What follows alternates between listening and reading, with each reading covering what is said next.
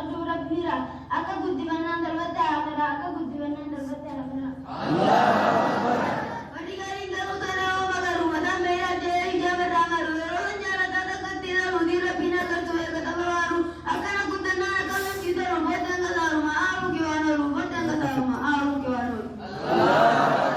Bita babbaatti baatee barandatti achi teessee kun ofarsi qabaatti adeemaa itti dhufa haaluu kan isiiti guddinni badee jallaan akkasiiti haasoo bananii darbatan jedhi xiqqoo wada garuu hadiyya siifiti xiqqoo wada garuu hadiyya siifiti sikii utuufatee waa xiqqoo walatti eegaluma sigartee addis waddeessiti hojiin tantee sana yaa isa lukkitti ilmootiyyaa miti dhagaatti deemiti ilmootiyyaa miti dhagaatti deemiti.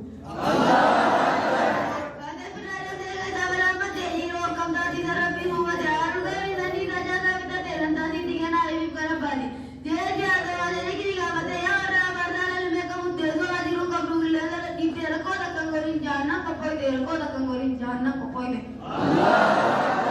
Yaani beecha qoolurraa dhabeeffate amma qophiin teenyaan dhimma garagalte waan dubbachaa turre wayii irraanfateen akka niin barattu hundinuu yorkaate miskiina gargaarii siqeessa dhaqate qaamni akka rabbii yoo waasi mul'ate hundaa hojjechuuf baay'ee hunda goote hundaa hojjechuuf baay'ee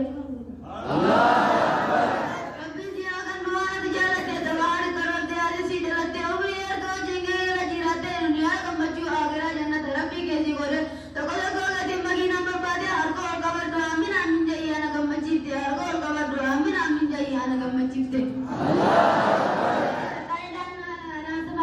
Mee dundaa mannaa kan naan jira qabu. Nam tokko waraabaa inni sannan lubbu. Yeroo yommuu inni jabaa ta'uu nabu. Yeroo jedhaan haali mana qabu. Ashayni kee kun duniyaa garaara. Fakkii kasii miti inni tokko manaara. Yeroo waraatii daawwanna isaa likkirra. Wallaahi kanuma hin qabu waan biraa. Teessoon jireenya isaa amee isaa jirra. Harka duubaa batta maal barbaadda jira. Dhageen baruu fedha kitaaba isaarra. Ani bira kottu ollaa isaatiin jira. Yaa Rabbi nu ganni fayyaa ta'e bira gammachuu jireenyaa tolchiinaa haadharraa duwwaa bijeerummaa dhiigaa bira umrii uuraa si tursiisi fuuldura warra beeraa qabe imalli sinaa biraa dhukkubaaf qalbi jabaa haadhaa fi dhiibuu siqilee irraa gammadaa jiraachuu kooyyuu naanirra jannatul firdoosi allaa nabiyyiidhaan dhugaa yaakiraa jannatul firdoosi allaa nabiyyiidhaan dhugaa yaakiraa.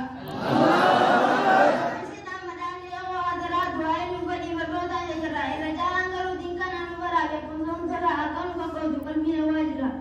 Gammachuu toorkuu sabana dhiyoorraa akka nu jabaatu sheekoo haadara akka nu jabaatu sheekoo haadara. Anillee sooruma yaadni koora keessa akka nu jabaatan akka guyyaa keessa maqaa koolu beeraan keenaan hin milkeessa maqaan abbaa kootii buutaa ilma buusa maqaan abbaa keenaan baraamatti buusa bakka nu deeginaa dalagaa keessa leegisaa kan jilleen daajira baatee yaadama jabeessa milkii nu baraddaa haadara jabeessa milkii nu baraddaa haadara jabeessa.